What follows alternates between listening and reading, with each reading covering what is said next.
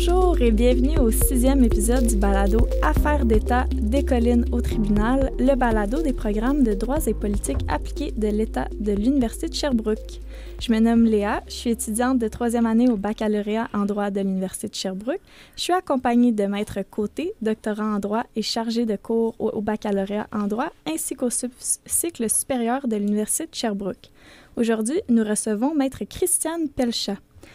Maître Pelchat est avocate en droit administratif et en droit à l'égalité.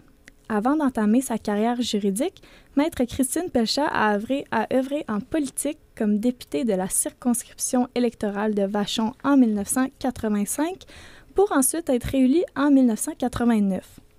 En plus d'avoir été déléguée générale du Québec à Mexico, Maître Pelchat a travaillé sur la scène politique fédérale, notamment à titre de directrice de cabinet.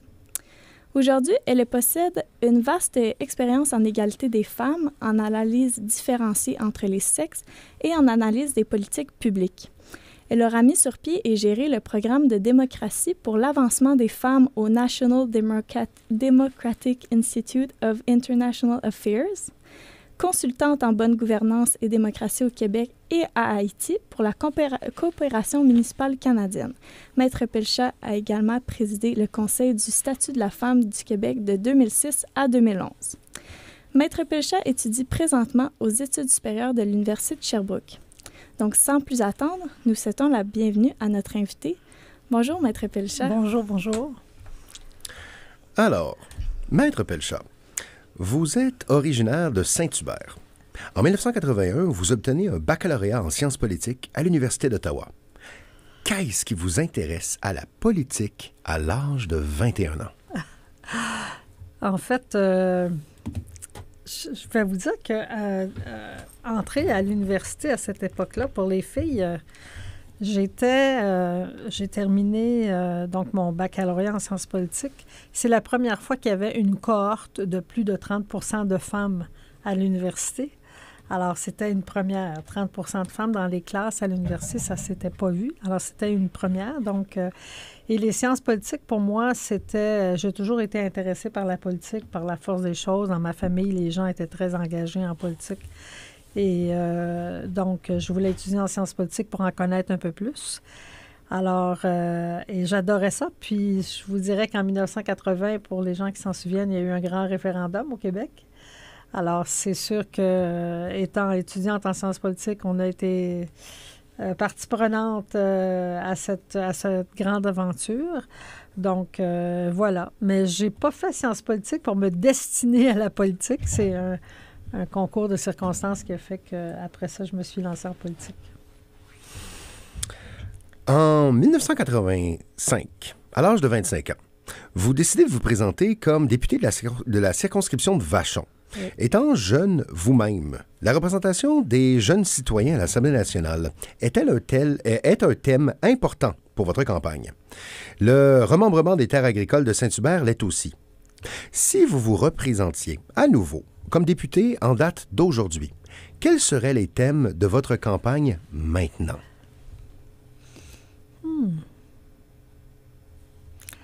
C'est certain qu'on ne parlerait pas d'emploi. Parce que aujourd'hui, on est en pénurie de main-d'œuvre. Quand je me suis présentée en 1985, 84-85, le taux de chômage chez les jeunes était de 25-30 %.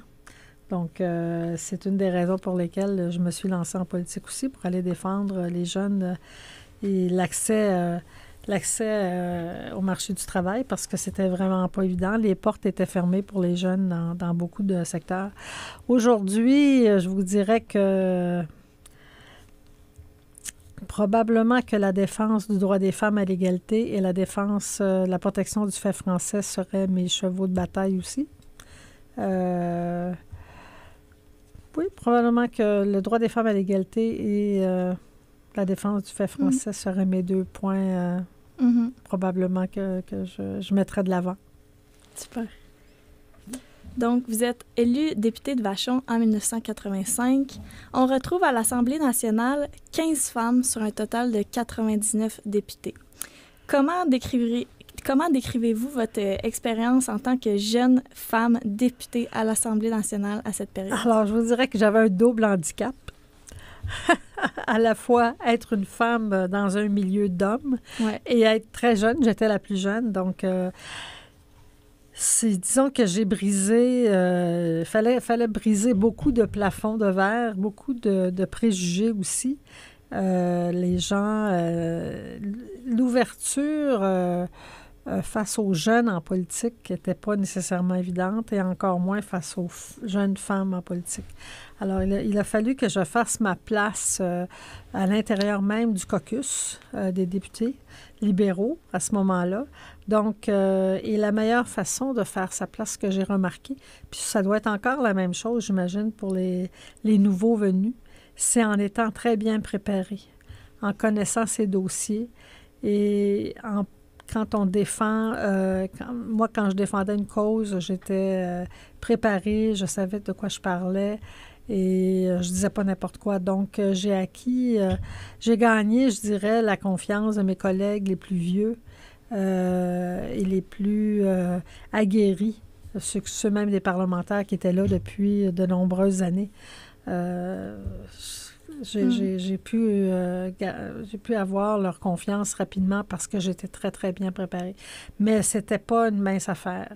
Je me souviens qu'un des premiers discours que j'ai fait à l'Assemblée nationale, c'était justement sur la clause dérogatoire qui, avec le Parti québécois, avait été appliquée de façon systématique à toutes les lois. Et donc, le gouvernement nouvellement élu devait entériner ou pas cette utilisation systématique de la clause dérogatoire. Et j'avais fait un discours pour expliquer que je trouvais que c'était pas très démocratique et que je préférais la façon dont le nouveau gouvernement proposait de procéder. Et la personne qui a parlé après moi, la première chose qu'elle a dite, c'est « Bon, on voit bien, là, cette jeune femme-là, fraîchement sortie de l'université, qui vient de nous faire un discours. Et je ne le nommerai pas parce que c'est une personne publique. Puis mais c'était l'agisme à ce moment-là, c'était très dirigé vers les jeunes. Alors, on essayait de nous discréditer parce qu'on était des jeunes. Alors, mais oui, effectivement, c'était pas simple. Non. Merci. Poursuivons, donc, dans votre parcours politique, on arrive à un moment où ça commence à brasser beaucoup. En 1990, l'accord Meach, oui, celui-là, l'accord Meach, est rejeté, dont l'objectif était de faire adhérer le Québec à la loi constitutionnelle de 1982. Le mouvement souverainiste au Québec gagne alors en popularité. Et à la suite du rejet de l'accord du lac Meach, vous travaillez à titre de député du Parti libéral du Québec sur la commission Bélanger-Compo. Décrivez-nous votre expérience à l'Assemblée nationale durant cette période, s'il vous plaît. C'était une période... je vais vous dire que c'était un privilège pour moi d'avoir été nommé membre de la commission Bélanger-Campo avec Jean Campo et Michel Bélanger qui présidaient cette commission-là. Je vous épargne les colibets sexistes dus à mon âge dont j'ai été l'objet plusieurs fois, mais ça a été un grand privilège pour moi de siéger à cette commission-là, qui a été une école pour moi parce qu'on a entendu des experts, des expertes de tous les horizons et de tous les domaines du Québec venir nous dire comment ils voyaient l'avenir du Québec, la place du Québec dans la Fédération canadienne, la place aussi des régions dans le Québec, la place des Autochtones aussi. Donc, ça a été une expérience... je vous dirais que ça a été un cours sociopolitique, l'équivalent d'une maîtrise probablement, pour lequel vraiment je serai toujours reconnaissante à Robert Bourassa. C'est lui qui m'avait nommé sur cette commission-là. Et je pense que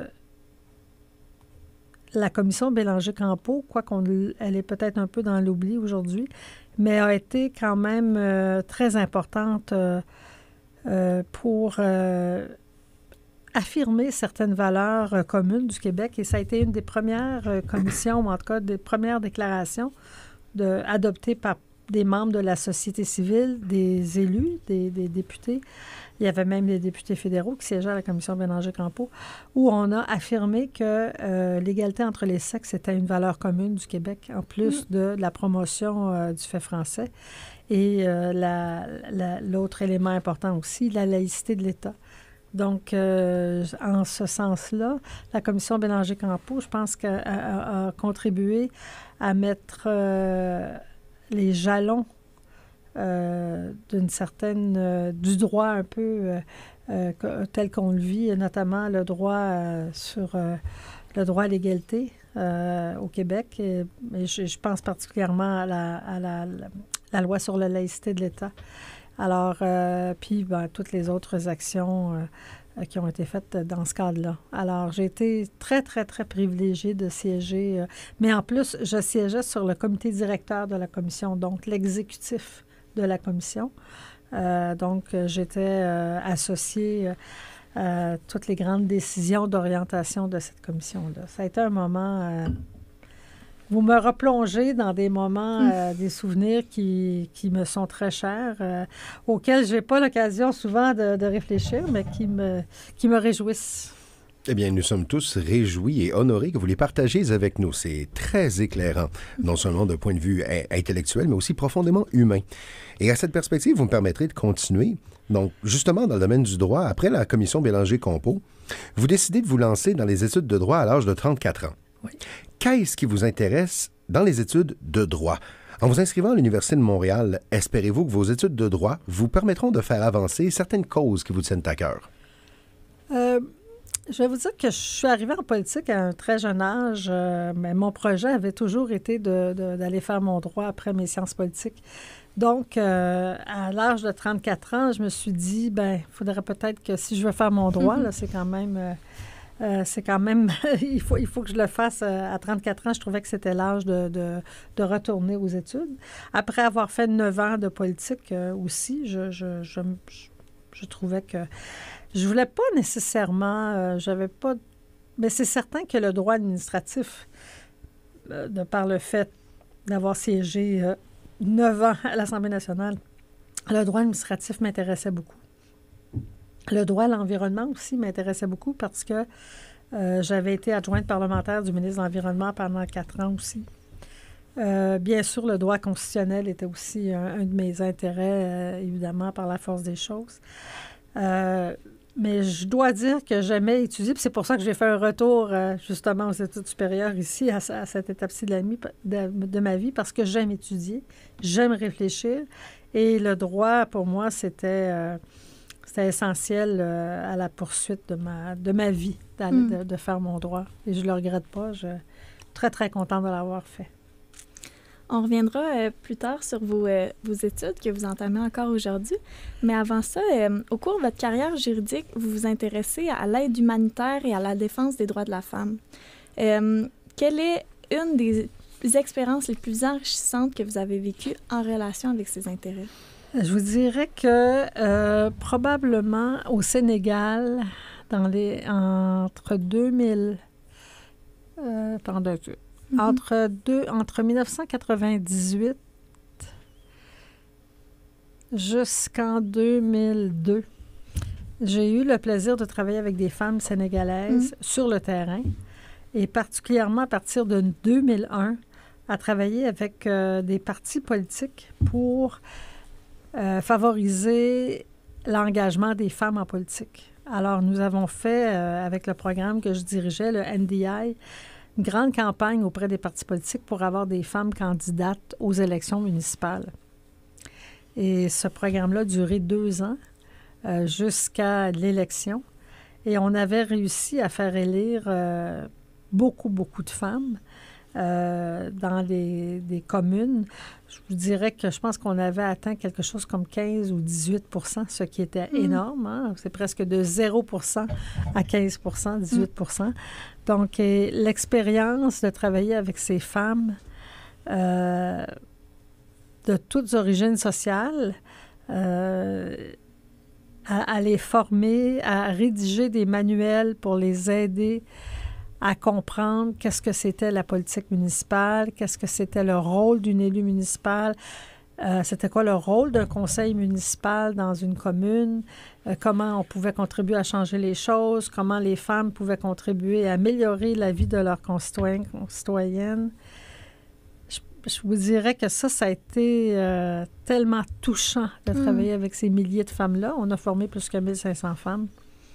Donc, et lorsque les femmes ont été élues aux élections, beaucoup d'entre elles m'ont remercié de manière très chaleureuse parce que le programme, ce qu'on a réussi à faire avec elles, c'est de leur donner confiance, les candidates. D'abord pour être candidate, parce que de se présenter comme candidate, et après, candidate aux élections, deuxième chose. Puis après ça, on les a formés, on en a formé presque 750 comme conseillères municipales. Donc, wow. Le résultat de ces formations-là auprès de ces femmes engagées, la satisfaction d'avoir partagé avec elles des choses qui, pour nous semblent à première vue très simples, mais pour elles, c'était vraiment quelque chose d'exceptionnel. Et leur donner accès à ce savoir-là, ça a été pour moi une satisfaction incommensurable. Et encore aujourd'hui, 20 ans, 22 ans après, j'en retire encore énormément de satisfaction. Et j'ai même eu un message la semaine passée d'un jeune homme qui était un des leaders d'un parti politique avec lequel je travaillais, qui est ailleurs au Burkina Faso, qui a rencontré un ami à moi qui était au Burkina, puis il m'a dit « Tu as travaillé avec lui quand tu étais au Sénégal à l'accession des femmes au pouvoir. » Et il dit « Voici le message. » Il a dit « C'est grâce à vous, Mme Pelcha, si vous m'avez insufflé le goût d'engagement et de travailler avec de plus en plus de femmes. Et c'est grâce à vous aujourd'hui si je réalise ce que je fais. » Alors, toutes mes félicitations. Incroyable. Puis, je vous ai introduit aussi en parlant du National Democratic Institute, le NDI dont vous parlez, c'est ça. Oui, c'est NDI, c'est National Democratic Institute. C'est une ONG américaine qui existe encore, qui travaille encore en droit démocratie, de la démocratie, bonne gouvernance et démocratie, et qui sont très, très axés leur travail sur l'accès des femmes à tous les postes de décision. Pour une réelle démocratie. C'est une belle organisation que j'aime beaucoup. Donc, sur un autre sujet, en fait, vous êtes aussi présidente du Conseil du statut de la femme et déléguée générale du Québec à Mexico. En quoi ces deux expériences sont très différentes? Le président du Conseil du statut de la femme, en fait, on devrait dire présidente directrice générale, c'est un organisme conseil auprès du gouvernement du Québec qui est composé de membres de la société civile, des syndicats, des groupes de femmes, des groupes d'affaires, donc qui a comme mandat de conseiller le gouvernement sur toutes les politiques d'égalité entre les sexes. Donc, j'ai tenu ce rôle pendant 5 ans.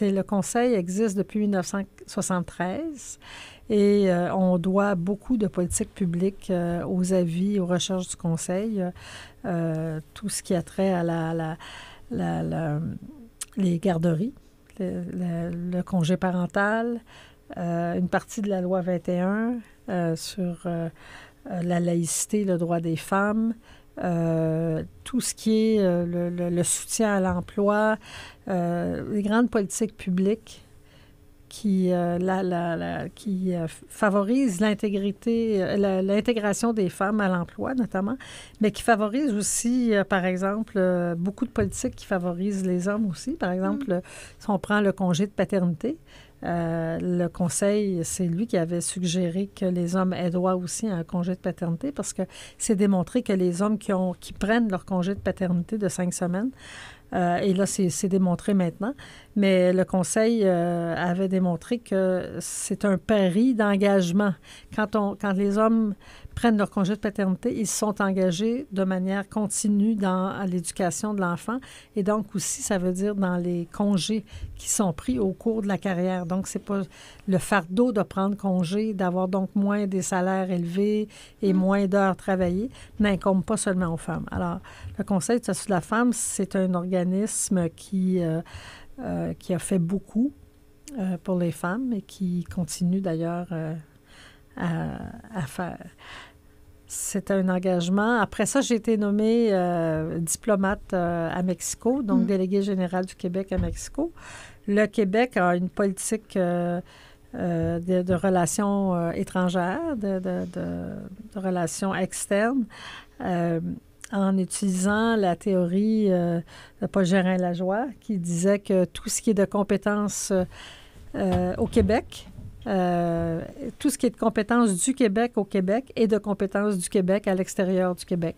Alors, avec cette théorie, là, ce qu'on appelle la théorie de Paul Gérin-Lajoie, le Québec a mis sur pied un réseau de représentation diplomatique à l'étranger et le Mexique est une des représentations générales, donc des grandes représentations. Il y en a à peu près, des délégations générales, il doit y en avoir à peu près 8 ou 9, et le Mexique était une de celles-là. Ben, là, c'est vraiment un travail de représentation du Québec, représenter les intérêts du Québec, mais représenter aussi les artistes, les gens d'affaires, les entreprises, les universités. Les universités ont un grand rôle de relations internationales à jouer. On recevait énormément d'universités, dont l'Université de Sherbrooke.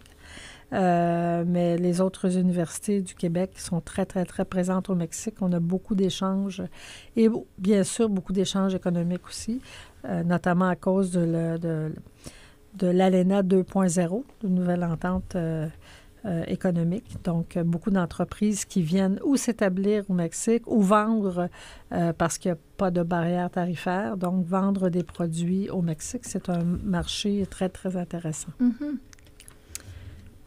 Donc, en 2021, il se passe un événement marquant en droit des femmes, plus précisément, en fait, la reprise du pouvoir des talibans en Afghanistan. Donc, la situation des femmes se détériore.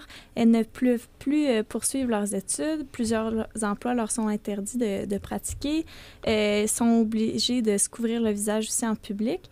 Donc, ayant grandement milité pour le droit des femmes et l'accès à la scolarité en Afrique ou en Haïti, comment vous sentez-vous face un peu à cette régression des droits des femmes en Afghanistan? Ça me rend malade. Je veux dire, il ne faut pas que j'y pense tous les jours parce que ça m'empêche d'être bien heureuse parce que, encore une fois, le droit des femmes est toujours très fragile. Et c'est pas seulement en Afghanistan, on peut le voir en Iran aussi, mais le droit des femmes est très fragile et c'est pour ça que je me bats beaucoup encore pour la reconnaissance du droit des femmes à l'égalité. Et imaginez ces pauvres femmes qui ne peuvent plus sortir sans être couvertes, donc, puis qu'elles n'ont plus accès à l'université, n'ont plus accès aux études secondaires et qui sont emprisonnées non seulement dans leur maison, mais dans leur corps d'une certaine façon. C'est une injustice sans nom.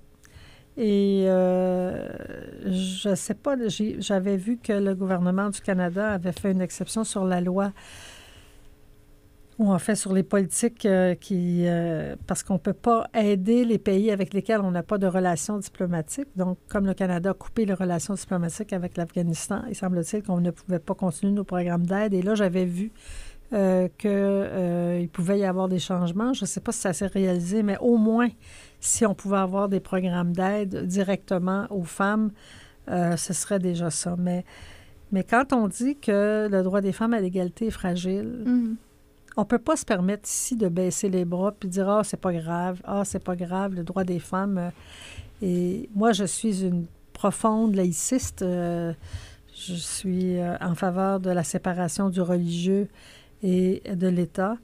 Et la liberté de religion et la religion, malheureusement, surtout quand c'est étatique, comme c'est le cas en Afghanistan, ben c'est une menace aux droits des femmes à l'égalité. Alors, et tant qu'on n'aura pas compris ça, qu'on pense que la religion, c'est pas menaçant pour les femmes, dans l'État, je parle pas dans le privé, chez vous, mais dans l'État. La religion, quand on mêle l'État et le religieux, c'est sûr que les premiers à payer le prix, les premières, ce sont les femmes. Et les femmes en Afghanistan, on le voit, puis en Iran aussi. Donc, ça en vient à ma prochaine question, en fait, qu'on parle de la fragilité du droit des femmes et de l'égalité. Vous avez parlé ensuite de la séparation du religieux pour l'État, pour l'État, par exemple, mais selon vous, c'est quoi les meilleurs moyens, alors, pour faire reconnaître davantage le droit des femmes en Amérique du Nord ou au Québec, ou, pas nécessairement étatique, mais ça peut être aussi, dans la sphère privée de la vie, là. Bien, écoutez, un des gros problèmes qu'on a ici, c'est la violence faite aux femmes. Et pas seulement au Québec, au Canada, ce qu'on appelle les féminicides.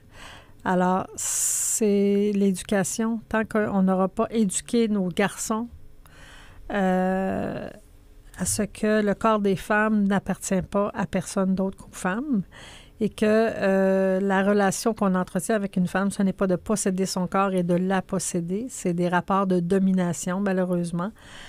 C'est encore trop présent, et je vous dirais que la pornographie et l'hypersexualisation de l'espace public favorisent la banalisation de la violence faite aux femmes. Mm-hmm.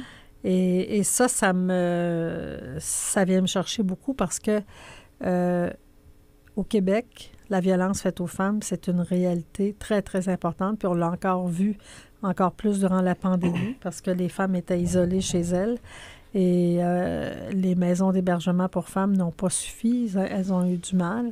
Et il y a eu beaucoup de féminicides, donc des meurtres de femmes juste parce qu'elles sont des femmes, parce qu'elles ont décidé de mettre fin à une relation toxique avec un conjoint. Elles se font tuer juste parce qu'elles sont des femmes. Mm-hmm. Alors ça, c'est préoccupant. Et la clé de ça, c'est l'éducation. Et l'éducation très, très jeune. Et l'éducation des garçons, mais l'éducation auprès des filles aussi, pour qu'elles comprennent qu'elles n'ont pas à subir ces violences, les violences sexuelles, les violences sexistes, les violences physiques Mm-hmm. Qu'elles subissent. Je pense que pour le Canada, c'est le plus gros fléau.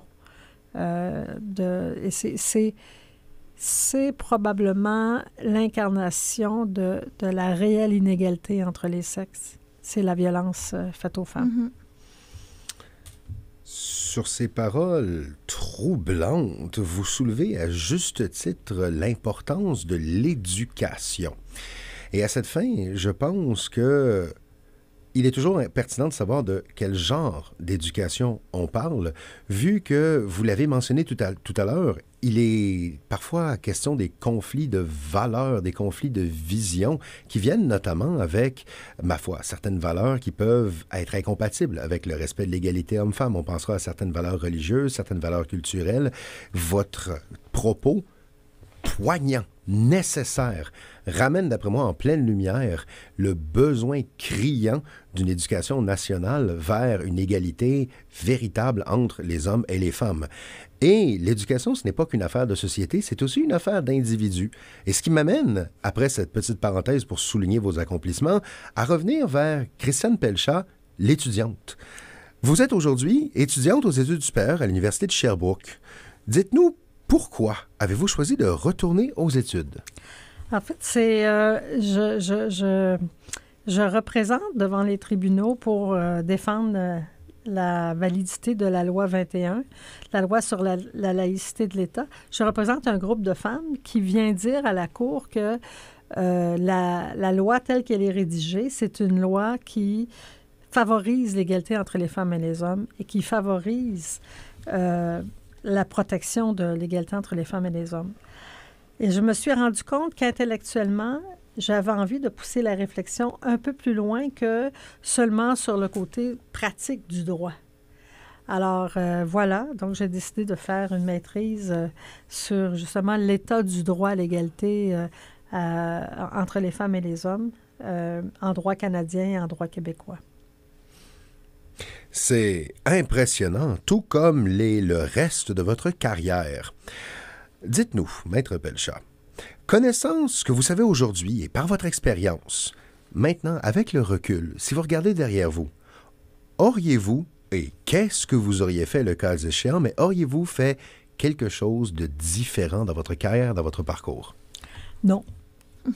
C'est une réponse honnête. Non, parce que si je suis ce que je suis aujourd'hui, c'est parce que j'ai fait ce que j'ai fait. dans le passé. Profond. Donc, si j'ai toutes ces connaissances-là, ma carrière, ma première carrière a été, je dirais, avant d'être députée, j'ai été journaliste dans les journaux, pour les journaux locaux. Puis après ça, j'ai été députée. C'est ça qui a été le socle de mon engagement féministe et de mon engagement humain aussi. Et c'est grâce à ça que j'ai fait toutes les choses que j'ai faites. Mon engagement à l'international, à l'étranger, en Afrique de l'Ouest, m'a amené à découvrir des cultures, des êtres humains très différents, mais combien extraordinaires et qui m'enrichissent encore. J'ai encore beaucoup d'amis au Sénégal. J'ai des amis au Niger, j'ai des amis au Burkina, j'ai des amis un peu partout en Afrique de l'Ouest. Et c'est grâce à ces expériences-là que je suis ici aujourd'hui avec vous et que je pense comme je pense aujourd'hui. Alors non, je ferais exactement le même parcours parce que je suis bien dans ma peau et j'aime ce que je suis, j'aime ce que je fais. Ouais. Alors, pour être ici avec vous et apprécier ce beau moment, je suis contente d'avoir vécu toutes ces expériences antérieures. Parole de sagesse. Oui. Donc, précédemment aussi, vous aviez parlé de votre expérience au Sénégal, comment vous l'aviez trouvée enrichissante, puis vous avez parlé aussi que vous avez encore des personnes avec qui vous communiquez en Afrique de l'Ouest, au Sénégal. Mais j'ai aussi écouté une entrevue avec vous. Je me rappelle plus exactement c'était quand, mais vous avez parlé aussi que vous aviez vraiment un coup de cœur pour Haïti. Oui. Et puis, vous y retourniez souvent. Oui. Bien là, on n'a pas le droit d'y aller, mais je préside une fondation qui porte le nom de mon défunt mari, Serge Marcil, la Fondation Serge Marcil, et on s'occupe d'un orphelinat d'une quarantaine d'enfants, et dont certains enfants aujourd'hui sont grands, qui sont autonomes. Mais alors, donc, je suis en contact à chaque semaine avec des enfants, des religieuses en Haïti. Et j'ai fait aussi, avec la coopération canadienne, j'ai formé aussi des femmes et des hommes élus municipaux, justement sur l'égalité entre les sexes dans l'exercice du pouvoir municipal, comment prendre en compte les besoins des femmes dans les communautés, comment respecter les femmes conseillères municipales, etc., les relations entre hommes et femmes. Mais aussi, à Haïti, j'ai 34 timounes, c'est comme ça qu'on les appelle, les enfants, dont on s'occupe, la Fondation Serge Marcil, et c'est un projet qui me tient à cœur. C'est sûr qu'en ce moment, à cause de la situation en Haïti, on ne peut pas y aller. En ce moment, c'est trop dangereux. Mais je reste en contact avec eux, avec elles. Mais c'est difficile en ce moment. Par exemple, j'ai 4 grands-enfants, des adultes maintenant, qui ont gradué en agronomie. Alors, mais ils ne peuvent pas travailler parce que les projets, tout est à terre en ce moment avec le banditisme et l'État qui ne fonctionne pas en Haïti. J'ai un garçon qui a fait son cours de forgeron, qui est extraordinaire. Il a un talent fou. Il a fait tout le grillage de l'orphelinat, le grillage du couvent. Il est vraiment très habile. Il a fait un cours en génie mécanique, en électricité, pardon. Mais il n'y a pas de travail. Et il me disait qu'on avait même une orpheline qui avait besoin d'un lit parce qu'elle est retournée vivre chez son grand-père, arrière-grand-père, mais son grand-père. Et elle n'avait pas de lit. Puis elle disait à une religieuse, c'est difficile parce que la nuit, les rats lui passent sur le corps. Fait que j'ai dit, oui, mais il faut lui donner un lit. J'ai dit, demandez à Emmanuel, notre forgeron, de faire un lit. Je vais envoyer l'argent. Elle me dit, mais madame, il n'y a pas de gaz pour alimenter la génératrice. Et le port est bloqué, alors on n'a pas accès à de l'essence ni du gasoil pour alimenter la... Alors, vous voyez comment, nous, on ne se rend pas compte de ça. Finalement, on a trouvé un vieux lit de bois pour la petite. Et semble-t-il qu'elle est bien contente parce que les rats passent sous son lit et non pas sur elle. Mais Emmanuel me disait qu'il n'y a pas de travail, ils n'ont pas de contrat. Il dit, je me suis rabattue sur l'agronomie, l'agriculture, mais ça faisait 8 mois qu'il ne pleuvait pas en Haïti. Ah ouais. Alors, toutes les réserves d'eau sont à sec. Alors, la détresse des femmes et des hommes en Haïti, on ne la voit pas, nous. On lit les journaux un peu, on ne la voit pas. Moi, je parle à ces gens-là quotidiennement, ou en tout cas à toutes les semaines plutôt. Et je la sens, la détresse, et c'est pas simple. Alors, effectivement, mais j'espère que le Canada, avec l'argent qu'on a dit qu'on enverrait pour renforcer la police nationale, si ça peut aider à mettre un frein au banditisme, à améliorer la circulation des personnes et des biens dans le pays, ça va être déjà ça de prix. Merci. Donc, si vous ne vous y opposez pas, je vais conclure cet épisode. Donc, merci beaucoup, Maître Pelchat, d'avoir pris le temps. Vous étiez à une conférence aussi précédemment. Merci beaucoup pour ça. Merci pour vos réponses. Merci aussi à tous nos auditeurs. Donc, vous venez d'écouter le balado « Affaires d'État des collines au tribunal ». Je suis Léa et je suis accompagnée de Maître Côté, chargé de cours à forfait au programme de droits et politiques appliqués de l'État, que je remercie également. Nous espérons que vous avez apprécié ce 6e épisode avec Maître Christiane Pelchat, politicienne, avocate, féministe et étudiante aux études supérieures, que nous remercions de nouveau. Pour obtenir plus d'informations sur ce balado ou sur le programme de droits et politiques appliqués de l'État, vous pouvez consulter le site Internet de l'Université de Sherbrooke. Donc, merci beaucoup. Merci à vous. Merci à tous.